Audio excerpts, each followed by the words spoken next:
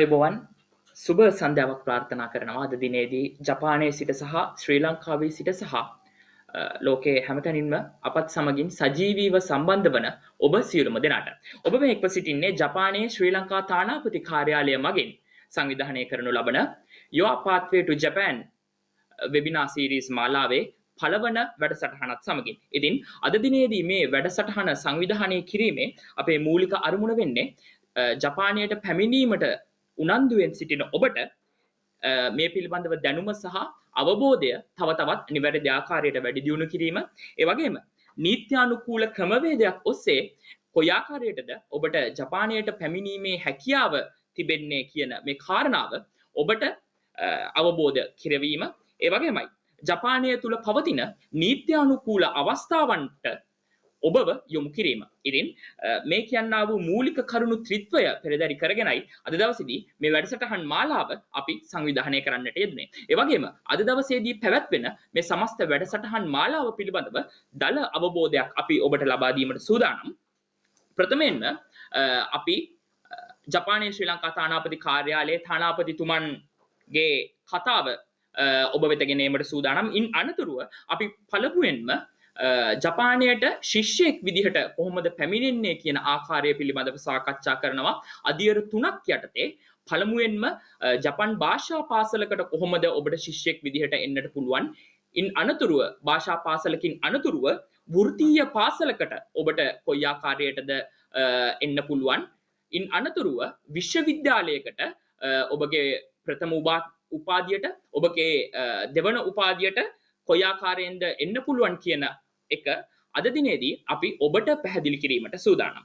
ඉන් අනතුරුව අපි කතා කිරීමට සූදානම් තාක්ෂණික පුහුණු අභ්‍යාසලාභී වැඩසටහන, එහෙමත් නැත්නම් ටෙක්නිකල් ඉන්ටර්න් ට්‍රේනින් ප්‍රෝග්‍රෑම් එක පිළිබඳව. ඉන් අනතුරුව අවසාන වශයෙන් අද දවසේදී අපි ඔබත් සමගින් සාකච්ඡාවට බඳුන් කරනවා SSWRP, එහෙමත් නැත්නම් වෘත්තීය නිපුණත්වයෙන් යුත් සේවකයන්ව ජපානයට කොයි ආකාරයෙන්ද බදවා ගන්නේ කියන යන වග. ඉන් අනතුරුව අපි පුරා අඩහෝරාවක් පිළිබඳව පුරාවට ඔබගේ ප්‍රශ්න සහ ගැටලු සජීවීව සාකච්ඡා කරන්නට සූදානම් වෙනවා. එහෙනම් ප්‍රථමයෙන්ම අපි ඔබව කැඳවාගෙන යන්නේ ජපානයේ ශ්‍රී ලංකා තානාපති කාර්යාලයේ අතිගරු තානාපති සංජීව් ගුණසේකර මහතාගේ පණිවිඩය දෙසට. සුබ සන්ධ්‍යාවක්. අද ජපානයට එන්න කැමති ශිෂ්‍යයන්ටත් අපේ ජනතාවටත් මේ කරන වැඩසටහන මම හිතනවා ඊටාම උතුම් ප්‍රයෝජනවත් වැඩසටහනක් වෙයි කියලා. මෙය පටිගත වන්නේ ශ්‍රී ලංකා එම්බසිය, ජපානයේ ශ්‍රී ලංකා එම්බසිය ටෝකියෝ අගනුවර සිටයි. පළමුවෙන්ම අපි ශිෂ්‍යයෝ ගත්තොත් මේ ජපානට එන ලංකාවේ ශිෂ්‍යයෝ රාශියක් ඉන්නවා. හැබැයි වගේම කරදර වලට වැරදි ඉන්ෆර්මේෂන් හින්දා කරදර වලට වැටපු ශිෂ්‍යයන් රාශියක් ඉන්නවා. මම පෞද්ගලිකව හම්බ වෙලා තියෙනවා, අත්දැකීම් ලැබලා තියෙනවා. අපි ඒවට ප්‍රශ්න විසඳනවා. ඒකින්ද අපිට ඕනේ පළමුවෙන්ම එන හරි මාර්ගය කියලා දෙන්න. ඒකයි මේ අද වැඩසටහනේ ප්‍රායෝගික තත්ත්වය. ශිෂ්‍යයෙක් වශයෙන් ජපාන් ඉගෙන ගන්න අවශ්‍යයි අපිට. ඒ ජපාන් පාසල් තියෙනවා. අපේ අලුත් වෙබ් අඩවිය එන මාස තුලදී සජීවී යනවා. ඒ අපේ ජපාන් එම්බසියේ තියෙන වෙබ් අඩවියෙන් ජපාන් පාසල් ලංකාවේ ජපාන් උගන්වන ජපාන් පාසල්ද ජපාන් ඉස්කෝලද ඉන්ෆර්මේෂන් සියල්ලක්ම තියෙනවා. රැකිරක්ෂා ලබා ගන්න පුළුවන් මාර්ගත් සියල්ලම තිබෙනවා. ඉතින් එතකන් හැබැයි අද තව වෙබ් අඩවි තියෙනවා. ඒ ගැන අද කතා කරයි. ශිෂ්‍යයන්ට පළමු දේ තමයි මෙහි ඇවිල්ලා හුඟක් කට්ටිය ණය අරගෙන ඇවිල්ලා අමාරු වැටෙනවා. මොකද ඒ ණය ගෙවන්නත් ඕනේ. මෙහෙ වැඩ කරන්න බලාගෙන එන්නේ.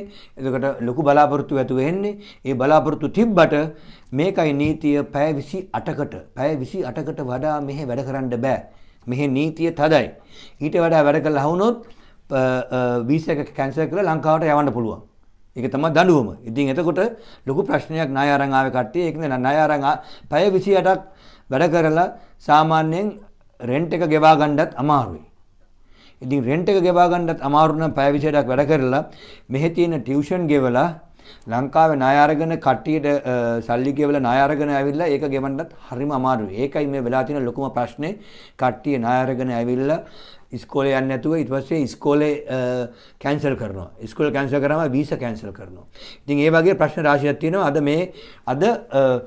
මේ වැඩසටහනේ ඒවා හරි විදිහට නිසියාකාරව තේරුම් කළා දෙයි. ඒ වගේම තව ප්‍රෝග්‍රෑම් දෙකක් තියෙනවා හරි පොපියුලර්.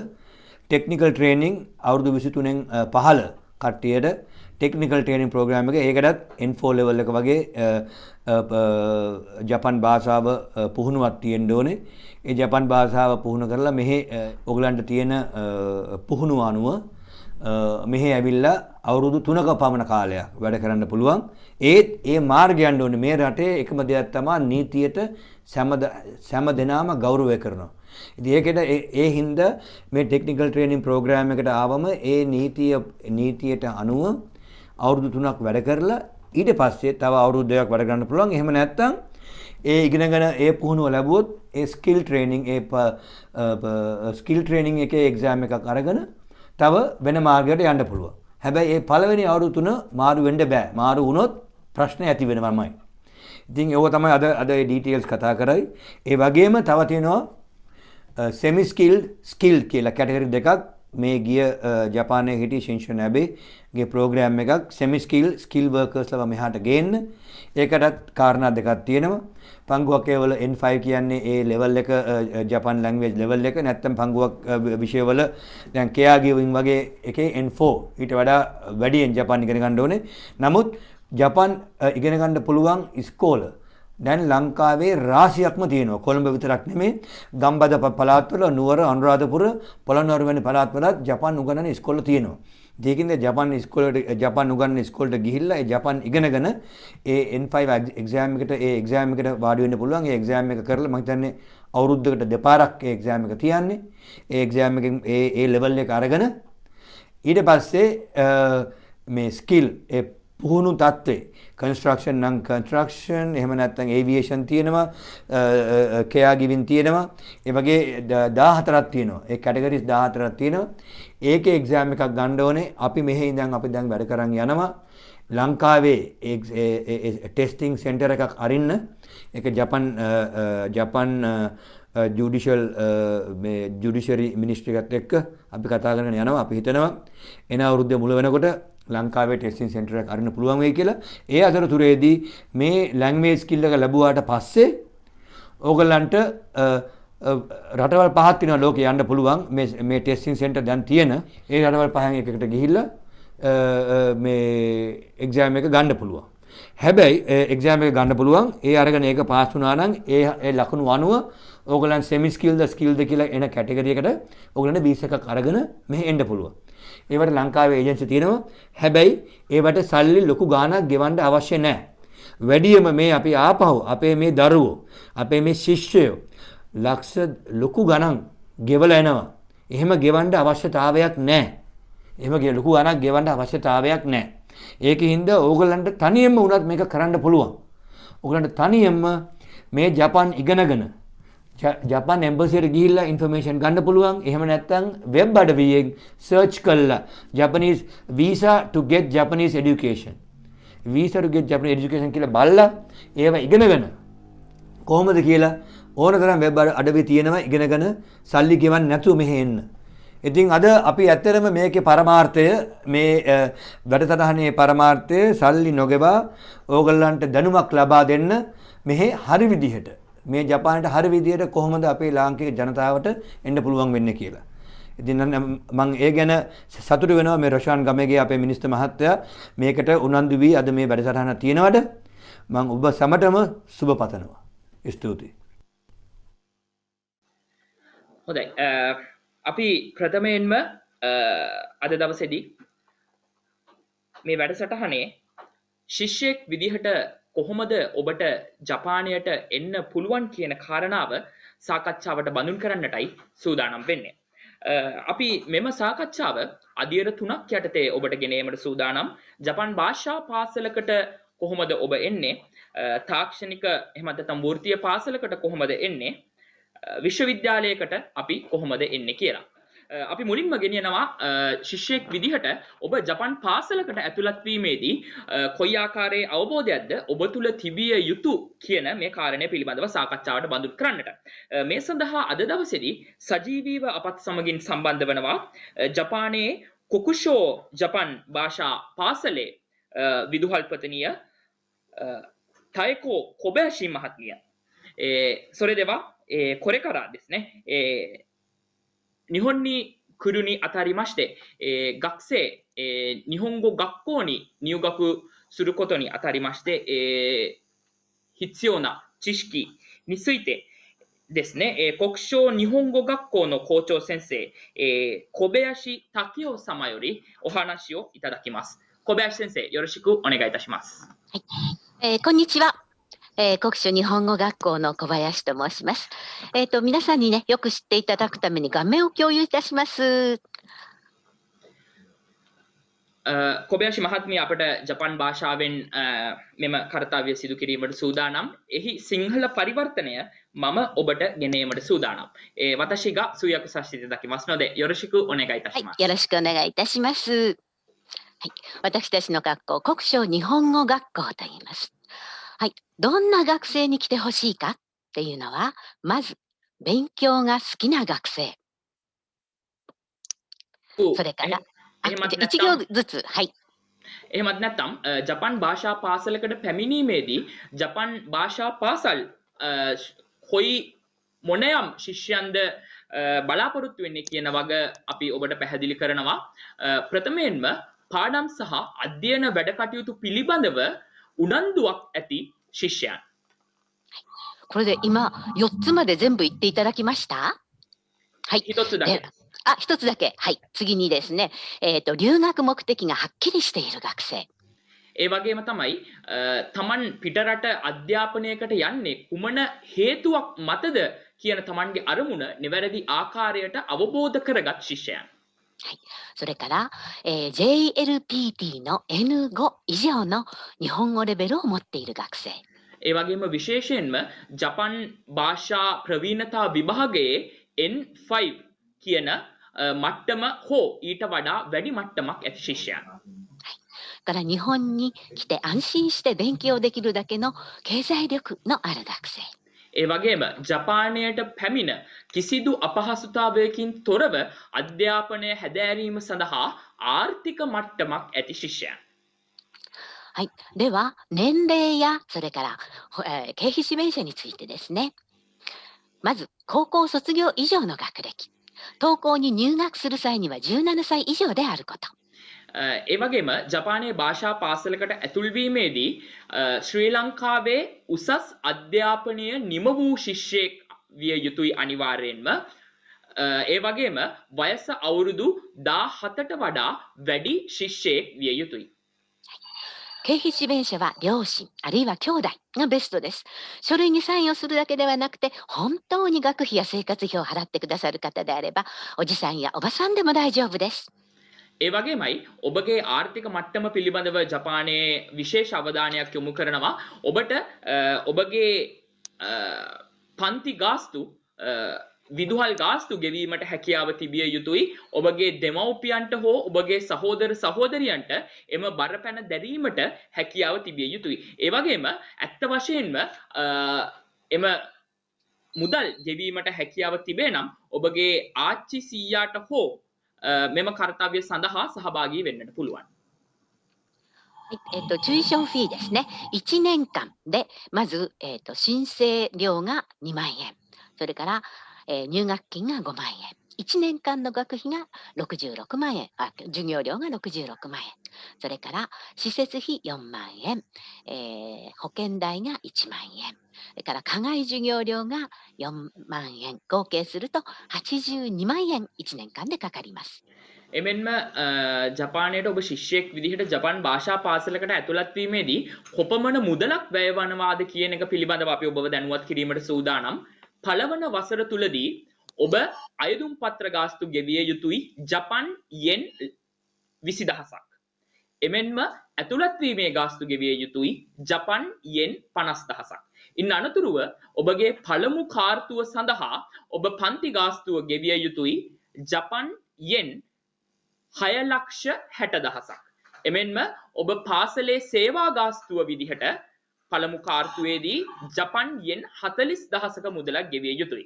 ඒ වගේම ඔබ ඔබගේ රක්ෂණ මුදල විදිහට ජපන් යෙන් 10,000ක මුදලක් සහ ඔබ අනෙකුත් වියදම් සඳහා ජපන් යෙන් 40,000ක මුදලක් මේ ඔක්කොම එකතු කරයින් පස්සේ ජපන් යෙන් 8,20,000ක මුදලක් පළමු වසර තුලදී ඔබ ගෙවිය යුතුයි.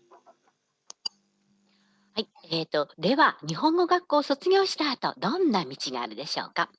大学 26.5%、大学院 21%、専門学校 36.5%、就職ほかで 16%。これは、2020年3月の私たちの学校の卒業生の、データです。はい、では先生ありがとうございました。はい、ඉන් අනතුරු අපි ඔබට පැහැදිලි කිරීමට සූදානම්. මේ ආකාරයෙන් ඔබ ජපන් භාෂා පාසලකට ඇතුළත් වීමෙන් අනතුරුව ඔබට හැකියාව තිබෙනවා ජපානය තුල විශ්වවිද්‍යාලයකට ඇතුළත් වන්න. එහෙමත් නැතිනම් ජපානය තුල වෘත්තීය පාසලකට ඇතුළත් වන්න. එහෙමත් නැත්නම් ඔබට හැකියාව තිබෙනවා ඔබේ ජපන් භාෂා දැනුම ඉතාමත් හොඳ නම් ජපානයේ රැකියාවක් සඳහා යොමු වෙන්නට. ඒ කෙසේ වෙතත් අපි ඔබව මීළඟට කැඳවාගෙන යන්නේ ජපන් භාෂා පාසලකින් ඔබ ජපන් භාෂා පාසලක අධ්‍යාපනය නිම වූ අයින් අනතුරුව කොයි ආකාරයටද වෘත්තීය පාසලකට ඇතුළත් වන්නේ සහ එම වෘත්තීය පාසලේ ආකෘතිය පරිසරය පිළිබඳව ඔබට පැහැදිලි කරන්නට මේ සඳහා අද දවසේදී සජීවීව අපත් සමගින් සම්බන්ධ වනවා ග්‍රේග් අන්තර්ජාතික පාසලේ ශිෂ්‍ය කළමනාකාරතුමන් සම්පත් හෙට්ටිආරච්චි මහතා. බොහොමත්ම ආදරයෙන් පිළිගන්නවා මේ සන්ධ්‍යාවට. බෙහෙමත්ම ස්තුතියි අද අපත් සමගින් සම්බන්ධ වුණාට. ඔබට අවස්ථාව. නවින් මහතා බොහොම ස්තුතියි. මම විශේෂ ස්තුතිවන්ත වෙනවා මේ ශිෂ්‍ය වැඩසටහන ජපානයේ ප්‍රථම වතාවට ආරම්භ කිරීම ගැන. ඒ වගේම අපේ නව පුතන් වන සජීව් ගුණසේකර මහතාටත් විශේෂයෙන් ස්තුතිවන්ත වෙනවා. ඉතින් ඉස්සල්ලා අපේ කොක්ෂෝ ජපනීස් ලැන්ග්වේජ් ස්කූල් එකේ ප්‍රින්සිපල් විදුහල්පතිනිය පැහැදිලි කරා කොහොමද ජපාන්ට එන්න අවශ්‍ය කරන ලියකියවිලි සම්බන්ධව ඒ වගේම ගාස්තු සම්බන්ධව. ඉතින් ඊට පස්සේ මේ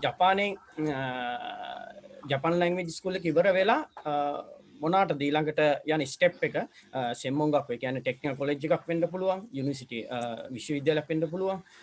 ඒකට උන් දැන් මම අද මේ කතා කරන්නේ අපේ ටෝකියෝ වල තියෙන ස්කෝලවල අපේ කැම්පස් තුනක් තියෙනවා. ඒ තුන මම දැන් අවුරුදු 13ක් මෙහි සේවය කරනවා. ඉතින් ඉතාල විශාල ශ්‍රී ලාංකික පිරිසක් මේ පාසල අවසන් වෙලා ජපානයේ ප්‍රධාන ආයතන රැකියාවත් කරනවා. ඉතින් අපි මම පොඩ්ඩක් ෂෙයා කරනවා මගේ ස්ටොප් එක. පොඩ්ඩක් මේක පෙන්වන ගමන් කතා කරන්න.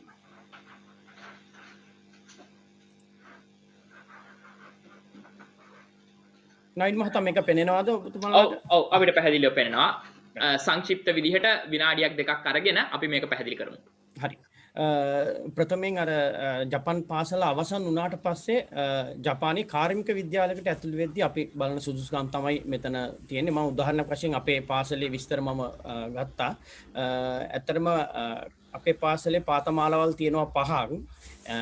එකක් ඇවිල්ලා foreign language department එකේ තියෙන විදේශ භාෂා කියලා එකක්. ඒ කියන්නේ English Japanese interpretation and translation course එක. ඊට පස්සේ global communication කියලා English conversation course එකක් තියෙනවා. ඊට පස්සේ international business department කියන එකේ තියෙනවා course තුනක්. trading business, business management, ඒ වගේම hotel tourism කියලා. ඉතින් මේ පාඨමාලට ඔබට අයදුම් කරන්න නම් අවශ්‍ය දේවල් තමයි මෙතනින් පැහැදිලි කරලා තියෙන්නේ මොනවාද සුදුසුකම් කියන එක. පළවෙනි වතාව ජපානයේ ජපාන් භාෂා පාසලක මාස 10කට වඩා හෝ වැඩි කාල සීමාවක් අධ්‍යාපනය ජපාන් භාෂා අධ්‍යාපනය හැදෑරීම. ඒ වගේම ජපානයේ JLPT N1 N2 ලෙවල් එක සමත් වීම. ඒ වගේම ජාත්‍යන්තර සිසුන් සඳහා ජපාන් විශ්වවිද්‍යාල ප්‍රවේශපත් සඳහා විභාගය ලකුණු 200කට වඩා ඒ කියන්නේ EJU කියන ටෙස්ට් එක 200ට වඩා ලබා ගැනීම. ඒ වගේම ව්‍යාපාර ජපාන් ප්‍රවීණතා පරීක්ෂණ ලකුණු 400කට වඩා ලබාගෙන තිබීම. මේ හතරෙන් එකක් අපි මොනවාද මේ ඒ ඉඳලා D වෙනකල් තියෙන හතරෙන් එකක් සුදුසුකම් ලෙස බලනවා. ඒ වගේම වසර 12ක පාසල් අධ්‍යාපනය. ඊට පස්සේ ජපාන් භාෂා පාසලේ පැමිණීම මේක අනිවාර්යයෙන්ම වැදගත්. මේ ජපාන් භාෂාවේ පැමිණීම නිසා වීසා එක පවා නැති වෙන අවස්ථාවල් තියෙනවා. ඉතින් මේ පැමිණීම අපි බලනවා 85%කට වැඩි විය යුතුයි. ඊට පස්සේ පාසලේ සම්මුඛ පරීක්ෂණය පිළිබඳ ඇතුළත් වීමේදී ජපාන් භාෂා ප්‍රවීණතා පරීක්ෂණ මේක සාමාන්‍යයෙන් අපේ පාසල නම් N2 N3 අතර ලෙවල් එකේ බලනවා. ජපාන් රචනාවක් තියෙනවා ජපාන් භාෂාවෙන් ලියන අකුරු 100කට 400කට වැඩිය. ඊට පස්සේ ජපාන් භාෂාවෙන් සම්මුඛ පරීක්ෂණයක් ජපාන් භාෂාව කියවීමේ පරීක්ෂණයක් තියෙනවා. ඒ පාසල් ගාස්තු ලෙස බලනවා නම් ලැන්ග්වේජ් ස්කූල් එකට වඩා පොඩ්ඩක් අඩු වෙනවා. අපේ පාසල සාමාන්‍යයෙන් ඒ තමන් තෝරගන්න පාසල අනුව පාසල් ගාස්තු වෙනස් වෙනවා. අපේ පාසල ජපාන්යෙන් 7,30,000ක් වෙනවා. ඉතින් ඒක කොටස් වශයෙන් ගෙවීමට පුළුවන් පාසල්ද ගොඩක් තියෙනවා. ඉතින් එකපාරක ගේමක් කරන්න ඕනේ කොටස් තුනකට වගේ කඩලා ඔයගලන්ට ගෙවන්න පුළුවන් හැම කෙනෙක්. හොඳයි සම්පත් මහත්මයා. බෙහෙවින්ම ස්තුතියි. මම හිතන්නේ මේ පිළිබඳව තවත් වැඩිදුර කරුණු අපි 7 වෙනි මාසේ සංවිධානය කරලා තිබෙනවා. ජපාන් ශිෂ්‍යයන් පිළිබඳව සම්පූර්ණ දවසක් අරගෙන සමස්ත වැඩසටහනක් අපි ඒ වැඩසටහනේදී කතා කරන ගමන් ඔබට සමුදෙනවා බෙහෙවින්ම ස්තුතියි. ඉන්න අනතුරුව ඔබට හැකියාව තිබෙනවා වෘත්තීය පාසලක් හෝ ජපාන් භාෂා පාසලක අධ්‍යාපනය ලැබීමෙන් අනතුරුව ජපානයේ විශ්වවිද්‍යාල අධ්‍යාපනය වෙත යොමු වන්නට. ඉතින් අද අපි ඔබට මේ ජපානයේ විශ්වවිද්‍යාල පද්ධතිය පිළිබඳව දල අවබෝධයක් ලබා දීමට සූදානම්. ඒ සඳහා රිට්සුමේකන් ඒෂියා පැසිෆික් විශ්වවිද්‍යාලය නියෝජනය කරමින් Yuichi Kondo mahata apat samagin sambandha wanawa. So next we would like to talk about the university system in Japan. For that we would like to invite former Dean of the Admission of Ritsumeikan Asia Pacific University, Professor Yuichi Kondo. Professor, over to you. Okay, thank you very much.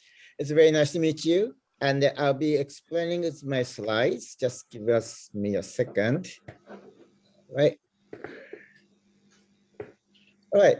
So today I'd like to give you some idea about the Japanese university system so that you may be able to apply to us and come to Japan and study with us.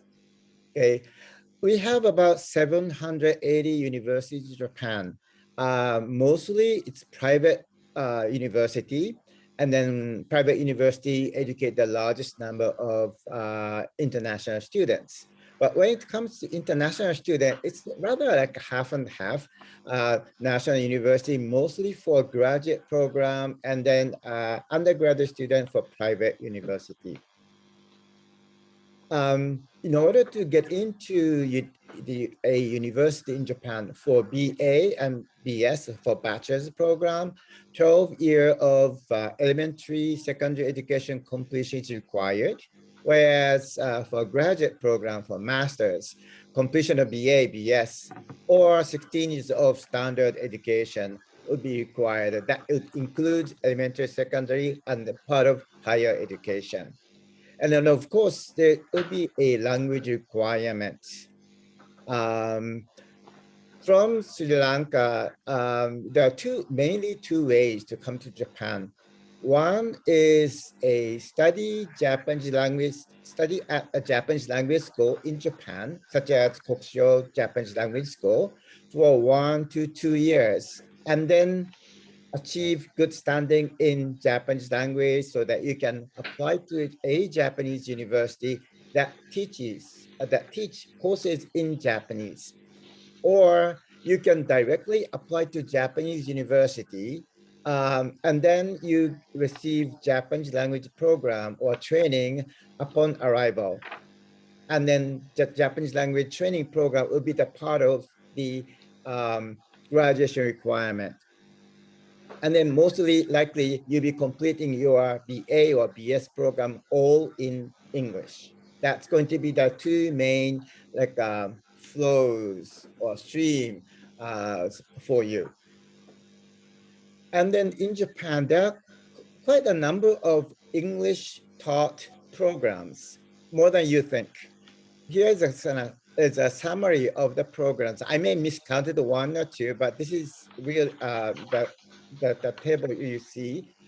And then most of the programs are in PhD or master's program. Not many are offered in BS or BA program, as you could see.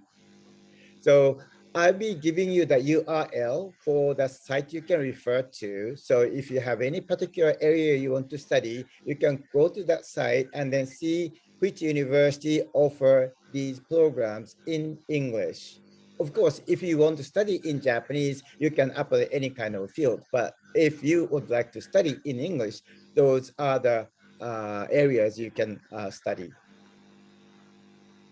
For the cost, I kind of itemize from rent, utilities, food, miscellaneous part. It's not that expensive if you compare with US or UK or Australia, but still it would be a little bit of the like high end. For tuition, the lower end is for public schools and the higher end is for a private schools. So depending on the school type you would enroll, the tuition will be quite different. But of course, there are opportunities for scholarship. Japanese government is trying to welcome international students to Japan to study. So our Ministry of Education, MEX, would offer quite a lot of like a scholarship, mainly for graduate students. And then of course, universities are also trying to encourage you to apply. So we have good scholarship programs. Some universities give you scholarship after you come to Japan. Some university like us, we offer you scholarship before you come, so you can plan your finance before you leave Sri Lanka. And then upon arrival to Japan and then complete one semester or 2 semesters, then you will be eligible to apply for private foundations, which it's not going to be a huge amount, but you can collect a few scholarships here and there. And then besides those scholarship opportunity, you will be able to work part-time to supplement your expenses.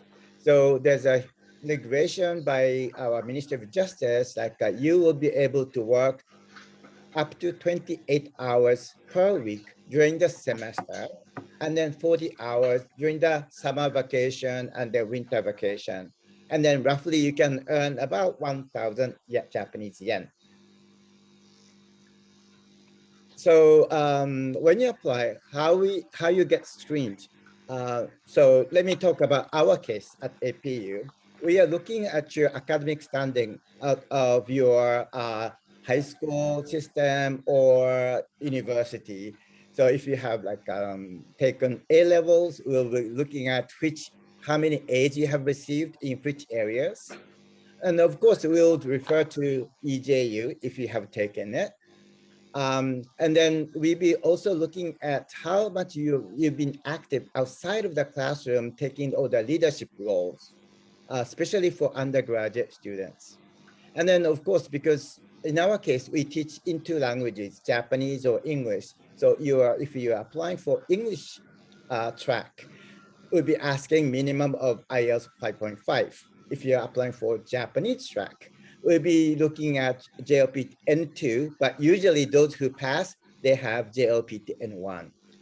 And then of course, as Kokusho Language School was saying, we want to know why you're coming to our university or to Japan and what your plan for the future would be. So those are the things you have to explain at the time of essay writing or interview. Okay, so Professor, I think since we are running out of time, let's talk more about the university system in Japan on our next session, which is gonna held on 6th of June. So thank you so much for joining with us, Professor. Okay. මම හිතන්නේ ඔබට අවබෝධයක් ලැබෙන්නට ඇති ජපානයේ ශිෂ්‍යයෙක් විදිහට ජපාන් භාෂා පාසලකට ඇවිල්ලා ජපාන් භාෂා පාසලකින් අනතුරුව වෘත්තීය අධ්‍යාපනය වෙත ඔබට යොමු වෙන්නට පුළුවන්. එහෙමත් නැත්නම් ජපානයේ විශ්වවිද්‍යාලයක් දෙසට ඔබට යොමු වෙන්නට පුළුවන්. ඉන් අනතුරුව අපි ජපානයට ඔබට පිවිසිය හැකි තවත් මාර්ගයක් පිළිබඳව කතා කරන්නට සූදානම් වෙනවා. තාක්ෂණික පුහුණු අභ්‍යාසලාභී වැඩසටහන එහෙමත් නැත්නම් ටෙක්නිකල් ඉන්ටර්න් ට්‍රේනින් ප්‍රෝග්‍රෑම් එක පිළිබඳව. ඉතින් මේ සඳහා අද දවසේදී අපට සහාය දක්වනවා ඉන්දිවරි ජයතුංග මහත්මිය. අපි ඔබට ආරාධනා කරනවා ජපානයේ තාක්ෂණික පුහුණු අභ්‍යාසලාභී වැඩසටහන පිළිබඳව දල අවබෝධයක් අපගේ ප්‍රේක්ෂකයන්ට ලබා දෙන්නට.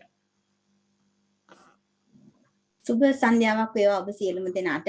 මුලින්ම මම ඉතාමත් ගෞරවපූර්වක ස්තුතිවන්ත වෙනවා ශ්‍රී ලංකා තානාපති කාර්යාලයේ ගරු තානාපතිතුමා සහ තානාපති කාර්යාලයේ සියලුම කාර්ය මණ්ඩලයට මේ ලංකාවේ තරුණ තරුණියන්ට මේ වගේ අවස්ථාවක් ලබා දෙන එකට මම කතා කරන්න බලාපොරොත්තු වෙන්නේ ටෙක්නිකල් ඉන්ටර්න් ට්‍රේනින් ප්‍රෝග්‍රෑම් සම්බන්ධයෙන් පේනවද? මම ස්ක්‍රීන් එක ෂෙයා කරලා තියෙනවා. පේනවද? පැහැදිලි. ඔබට හැකියාව තියෙනවා නම් අපිට ප්‍රසන්ටේෂන් එකක් විදිහට මේක දිස් කරන්න පෙන්වන්න වඩාත් යෝග්‍ය වේවි. මම ෂෙයා කරලා තියෙනවා. පේනවද? ඔව් පැහැදිලි. හරි.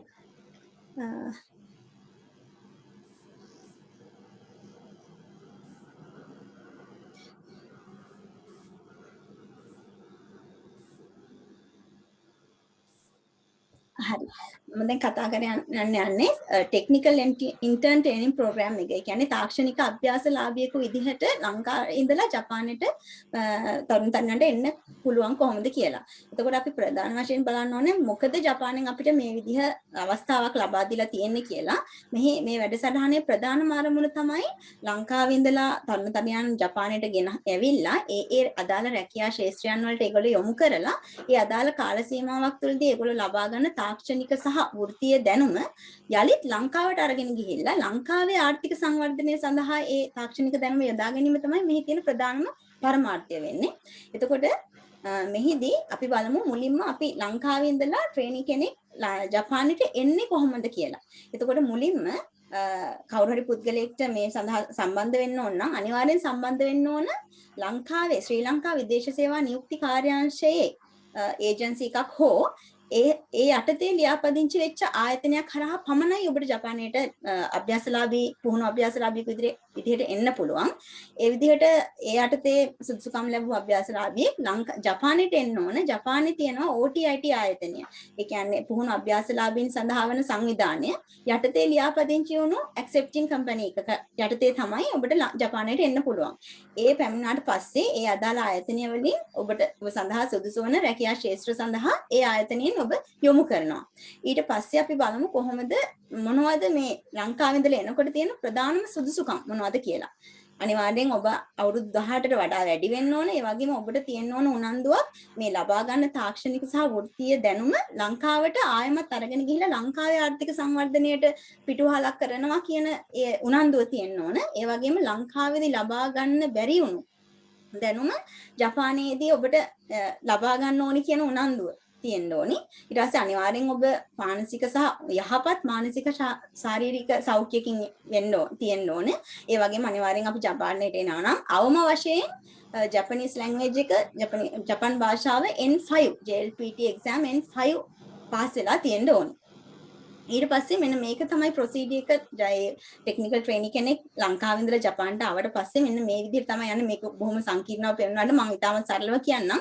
මුලින්ම ඇවිල්ලා මුල් අවුරුදු 3ේදී ඔබ කරන්නේ රැකියාව කරන ගමන් ඉගෙන ගන්න ඕන. තමන්ගේ ශාස්ත්‍රය, ඒ රැකියා ශාස්ත්‍රය සම්බන්ධ තියෙන දේවල් ඉගෙනගෙන අවුරුදු 3ක් වෙනකොට අවුරුදු 3ක් සමා වෙන්න. අවුරුදු 3ක් යනකොට ඔබට තියෙනවා ඒ තමන් ලබාගත්ත මේ අවුරුදු 3ක් කාලයකදී ලබාගත්ත දැනුම පරීක්ෂා කරන පරීක්ෂණයක් තියෙනවා. මේ පරීක්ෂණය ඔබ සමත් වුණොත් මෙතන තියෙන ප්‍රධාන හේතුව තමයි මේක සමත් වුණොත් ඔබට දැන් අපිට අවස්ථාවක් තියෙනවා. ඒ අවුරුදු 3න් පස්සේ මේ පරීක්ෂණය සමත් නම් ඔබට working visa කැටගරි යටතේ යලිත් ජපානයට එීමේ හැකියාව තියෙනවා. ඒක නිසා මෙන්න මෙතෙන්දී මේ අවුරුදු 3 අවසන් වෙන පරීක්ෂණය අනිවාර්යයෙන් ඔබ සමත් විය යුතුයි.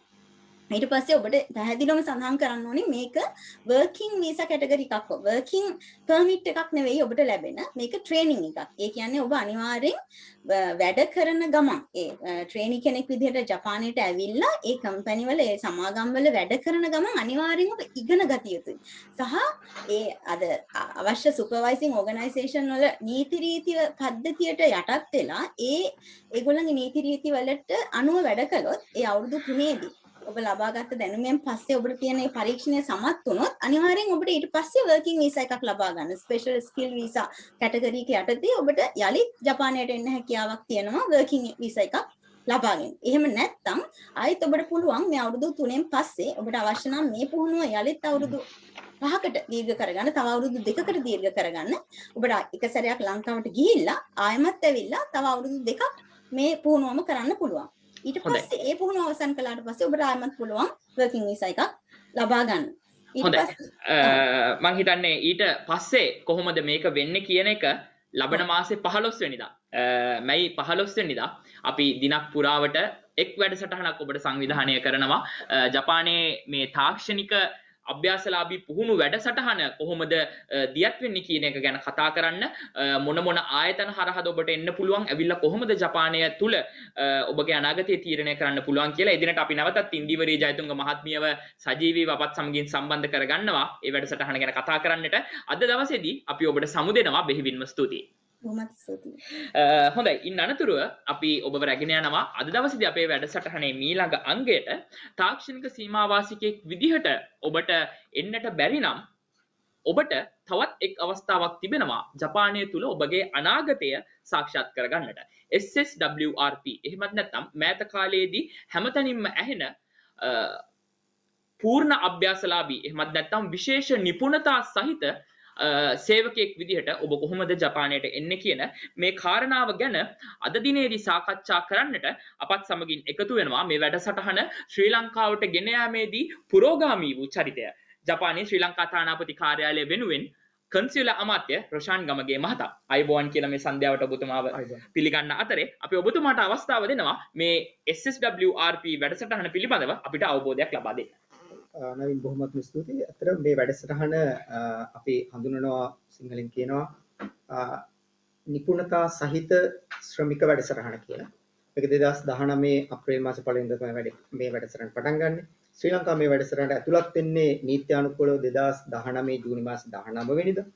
එතකොට මේ වැඩසටහන යටතේ අවස්ථා 3,45,000 කොම රැකියා අවස්ථා ප්‍රමාණයක් වසර 5ක් ඇතුළත ලබා දීම තමයි සැලසුම් කරලා තියෙන්නේ. ඒකට මේ වැඩසටහන තුල මූලික වශයෙන්ම ශ්‍රමිකයෙක් වීමට තමයි අවස්ථාව දීලා තියෙන්නේ. ශ්‍රමිකයෙක් වෙන්න නම් මූලිකවම තියෙන්න ඕන සුදුසුකම් දෙකක්. එකක් තමයි ඔවුන් නියම කරලා තියෙන භාෂා හැකියාව සම්පූර්ණ කරන්න ඕන. එකක් තමයි ඒ කර්මාන්ත ශේෂ්ත්‍ර 14ක් හඳුන්වා දීලා තියෙනවා. ඒ කර්මාන්ත ශේෂ්ත්‍ර 14 යටතේ පොදු භාෂා සුදුසුකමක් තමයි බලන්නේ. ඒ භාෂා සුදුසුකම් වෙනුවෙන් භාෂා පරීක්ෂණයක් වෙනම තියනවා. ලංකාව වගේ රටක ඒ වෙනුවට පාවිච්චි කරන විකල්පයක්. ඒ තමයි JLPT N4 කියන ලෙවල් එක. පාස් වෙන්න ඕනේ. ඒ සුදුසුකම අනිවාර්යයි. ඊට අමතරව ඒ කර්මාන්ත ශේෂ්ත්‍රය 14ක් තියෙනවා. ඒ 14න් තමා බලාපොරොත්තු වෙන ශේෂ්ත්‍රයේ ටෙස්ට් එක පාස් වෙන්න ඕනේ. ස්කිල් ටෙස්ට් එක කියලා අපි කියන්නේ. සුදුසුකම් දෙකක් අනිවාර්යයෙන්ම සපුරා ගත යුතුයි. මෙම අංශයට එන්න බලාපොරොත්තු වෙනවා නම් මේ සුදුසුකම් දෙක සම්පූර්ණ කරගත යුතුයි. ලංකාවේ බොහෝ දෙනෙකුට තියෙන ප්‍රශ්නේ N4 ලෙවල් එක දැන් හරි. කොහොම ටෙස්ට් එක. ඉතින් ඇත්තටම ජපානයේ බලධාරීන් මේ පිළිබඳව අපි තානාපති කාර්යාලය, විදේශ නීති කාර්යාංශය, ලංකාවේ විදේශ රැකියා පිළිබඳ අමාත්‍යාංශය මේ අය සාකච්ඡා කරා වාර ගණනාවක්. ඔවුන් සූදානම් වුණේ ගිය වර්ෂයේදී මේ කටයුත්ත කරන්න. නමුත් කොරෝනා වසංගතයත් එක්ක ඒ කටයුත්ත යම් තරමකට ප්‍රමාද වුණා. දැනටත් අදාළ රේඛීය අමාත්‍යාංශ මේ කර්මාන්ත 14 අයිති වෙන අමාත්‍යාංශ කීපයක් තියෙනවා. මේ වෙනකොට ශක්්‍යතාව අධ්‍යයනය කරනවා ශ්‍රී ලංකාවේ මොන කාලෙද මේ පරීක්ෂණය පවත්වන්නේ කියලා. ඉතින් කොරෝනා වසංගතය ඒකට යම් බාධාවක් වෙලා තියෙනවා. දැනට ලංකාවේ අය ජපානින් ණයට පුළුවන් මේ ටෙස්ට් එකට සහභාගී වෙන්න. සමත් වෙලා දැන කියලා ලැබුණා ඉන්න. වෙනත් රටකට ගිහිල්ලා මේ ටෙස්ට් එක පවත්වන රටවල් කීපයක් දැනට තියෙනවා. වෙන රටකට ගිහිල්ලා ටෙස්ට් එකට වාඩි වෙන්න පුළුවන්.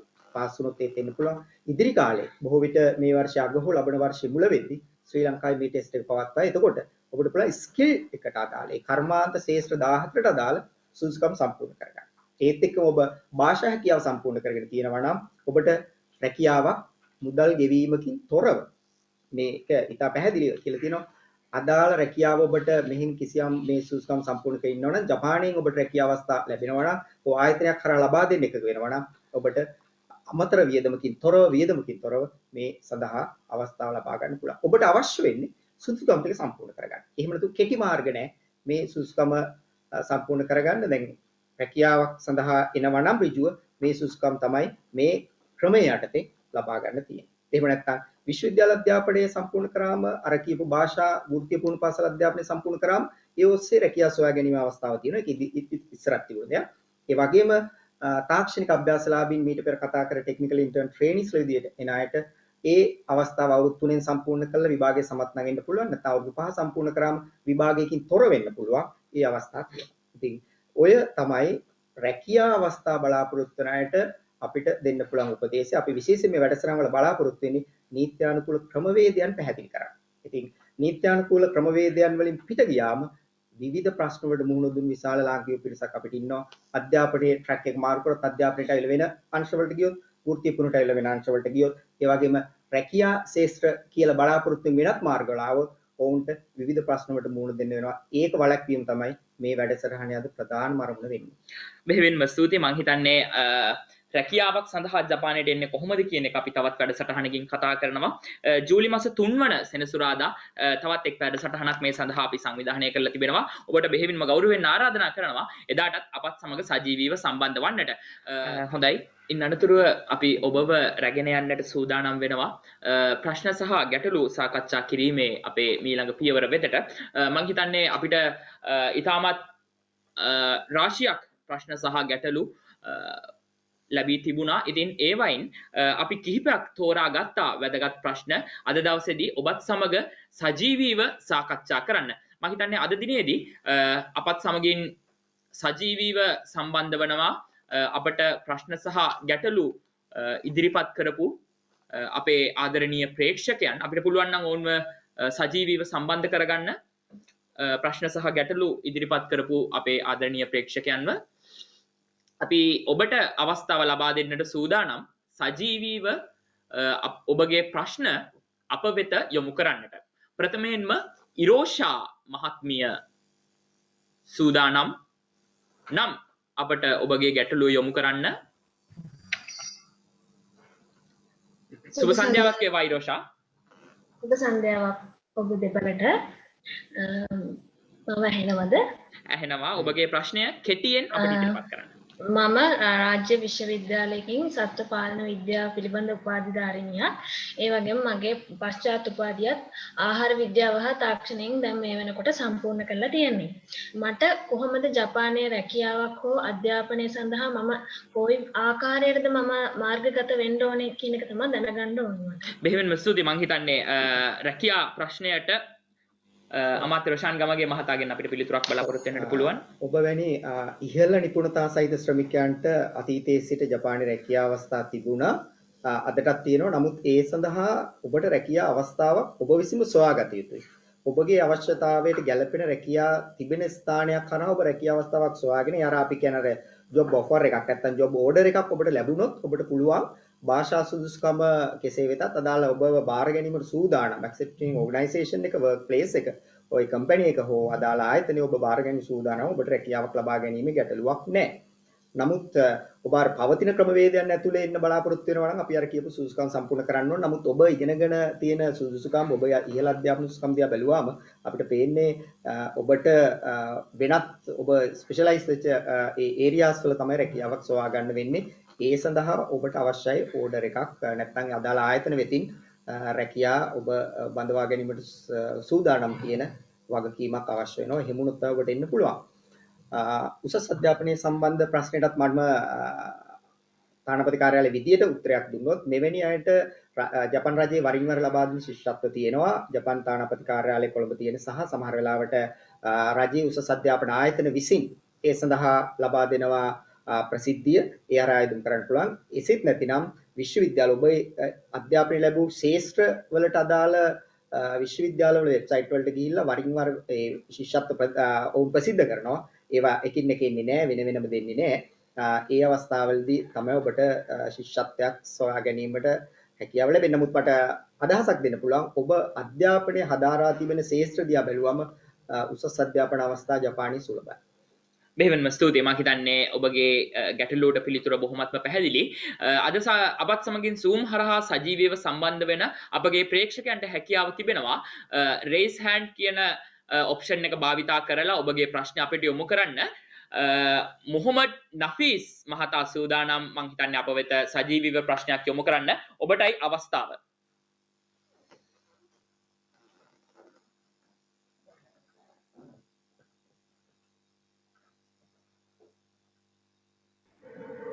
අයිබෝවන් සුබ සන්ධ්‍යාවක්.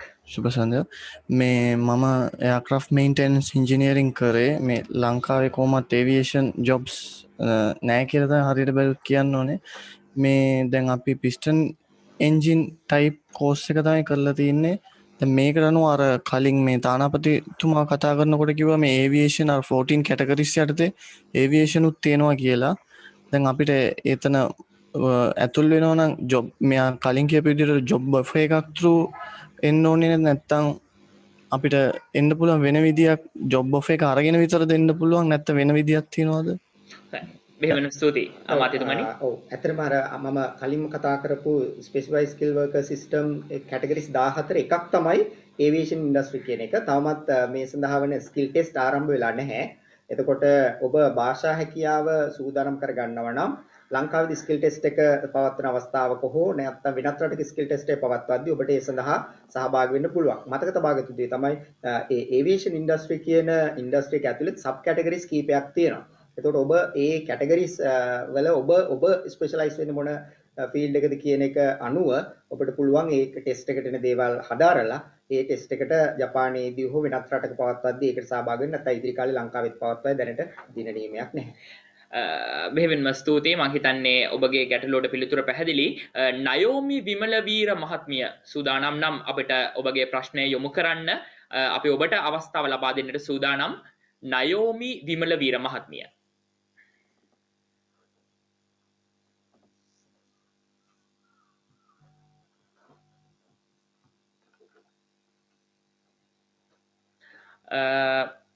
හේවා ලක්මාල් මහත්මයා හේවා ලක්මාල් මහත්මයා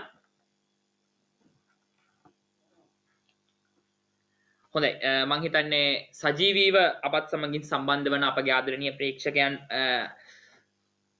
ගෙන් ප්‍රශ්නයක් යොමු වනතුරු අපිට පෙර ලැබුණු ප්‍රශ්නයක් වෙත අපි අවධානය යොමු කරන්නට සූදානම්. මං හිතන්නේ මේක හැමෝටම තියෙන ප්‍රශ්නයක්. තාක්ෂණික සීමාවාසික පුහුණුව සහ working එහෙමත් නැත්නම් SSWRP කියන මේ කැටගරි දෙක අතර තියෙන වෙනස්කම කුමක්ද? බොහොම සරලයි. තාක්ෂණික සීමාවාසික පුහුණුව. එතන අපි දන්නේ පුහුණුවන්නෙක්. ඒක අධ්‍යාපනයෙන් පසුව අදාළ කර්මාන්තයක් හෝ වෘත්තියක් පිළිබඳව ලබන පුහුණුව. ඔහු රැකියාවක් කරනව නෙමෙයි පුහුණු වෙනවා. එතකොට රැකියාවක් කරන කෙනෙකුට අපි කියනවා රැකියා කරන්නෙක් නැත්නම් ශ්‍රමිකයෙක් කියලා. එතකොට නාමය විතරක් නෙමෙයි දීමනා වරප්‍රසාද නීති රීතිත් වෙනස්. රැකියාවක් කරන කෙනෙකුට ලැබෙනවා වැටුපක්. නමුත් පුහුණු අභ්‍යාසලාභියෙකුට ලැබෙන දීමනාවක්. ඉතින් අපි ජපානයේ තුල අපේ ලාංකිකයන්ට මේ අවස්ථා දෙකම තියෙනවා. එතකොට මේක නොදැන පැමිණීමෙන් සමහරු මට ලොකු වැටුපක් ලැබෙන්නේ නැහැ කියන මැසිවිල්ල නගනවා අපිට ඇහෙනවා. නමුත් අපි තේරුම් ගන්න ඕනේ තාක්ෂණික පුහුණු අභ්‍යාසලාභියෙක් කියන්නේ පුහුණු වන කෙනෙක්. ඔහුට ලැබෙන දීමනාව. වැටුපක් නෙමෙයි. ඊට අමතරව නීති රීතිවල උනත් වෙනස්කම් තියෙනවා. හොඳයි. බෙහෙවින්ම ස්තුතියි. ඉන්නතර අපි තවත් ප්‍රශ්නයක් දෙසට ඔබව කැඳවාගෙන යන්න සූදානම්. මම හිතන්නේ ප්‍රොෆෙසර් කොන්දෝ එහෙම නැත්නම් කොන්දෝ මහත්මයා වෙතයි මේ ප්‍රශ්නය යොමු වෙන්නේ. Professor Kondo, if you are still online, we have got one question for you. Can you hear us? Yes. Professor? Okay. So the question is,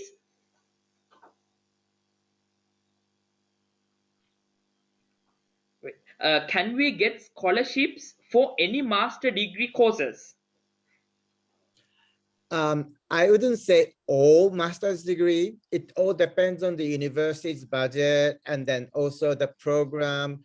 You have to make inquiry first to the website. Usually all the university, they have like an admissions website where you can send in all the information. So please do make an inquiry. And then depending on your qualification and then also the screen results, the amount of scholarship might be different. Okay, Professor. Thank you so much. ඉන් අනතුරුව තවත් එක් ප්‍රශ්නයක් මම හිතන්නේ ඉන්දීවරී මහත්මිය වෙත යොමු කිරීමට අපි සූදානම්. ඉන්දීවරී මහත්මිය වෙත මෙන්න මේ ප්‍රශ්නයයි අපට යොමු කර තිබෙන්නේ.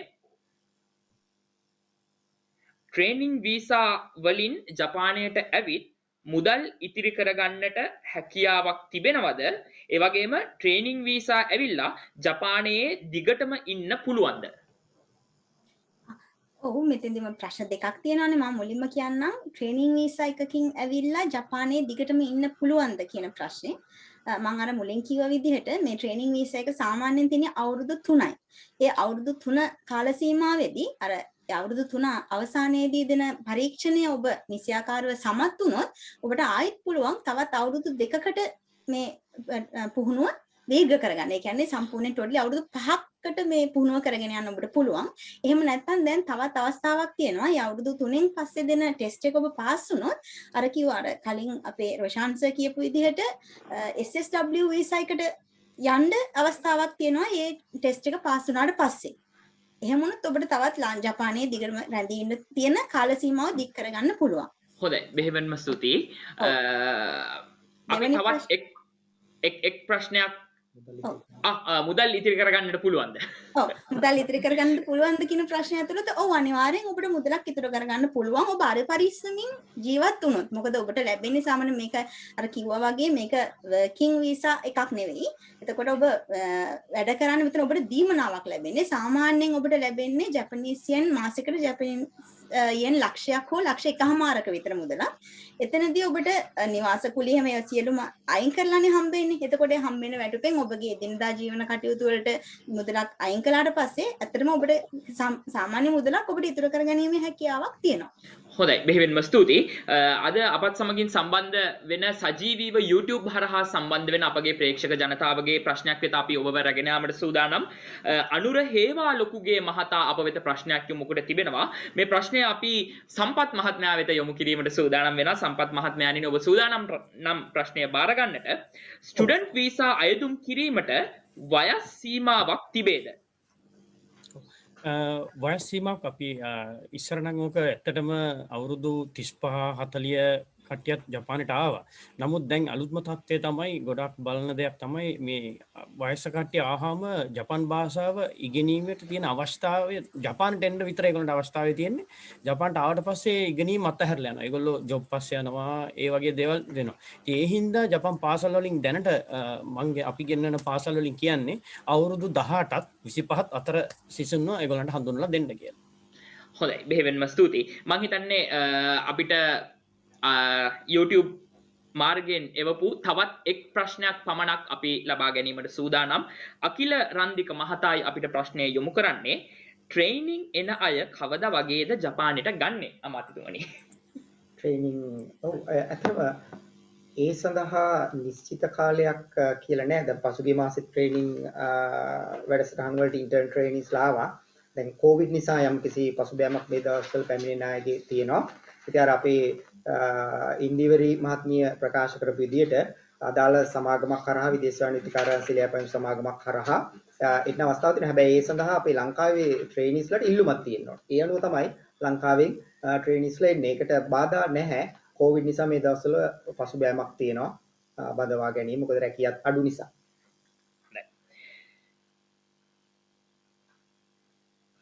මං හිතන්නේ ඒ ප්‍රශ්නයත් සමගින් කාල වේලාවත් පැමිණ තිබෙන නිසාම මං හිතන්නේ අද දවසේ වැඩසටහන මේ ආකාරයෙන් අපිට නිම කිරීමට හැකියාව තිබෙනවා. ඊට ප්‍රථමයෙන් මින් අනතුරුව අපි ඔබට ගෙනෙන වැඩසටහන් පිළිබඳව අපි ඔබව කෙටි දැනුවත් කිරීමකට ගෙන යන්නට සූදානම්. මැයි මාස 15 වන සෙනසුරාදා ජපන් වේලාවෙන් සවස 5ට ශ්‍රී ලංකා වේලාවෙන් සවස 1:00ට ශිෂ්‍යයන් විදිහට කොයි ආකාරයටද ජපානයට සමාවෙන්න තාක්ෂණික සීමාවාසි කියන්නේ එහෙමත් නැත්නම් ටෙක්නිකල් ඉන්ටර්න් ට්‍රේනින් ප්‍රෝග්‍රෑම් එක මේ වැඩසටහන පිළිබඳව අපි සම්පූර්ණ වැඩසටහනක් ඔබ වෙතට ගෙන ඒමට සූදානම්.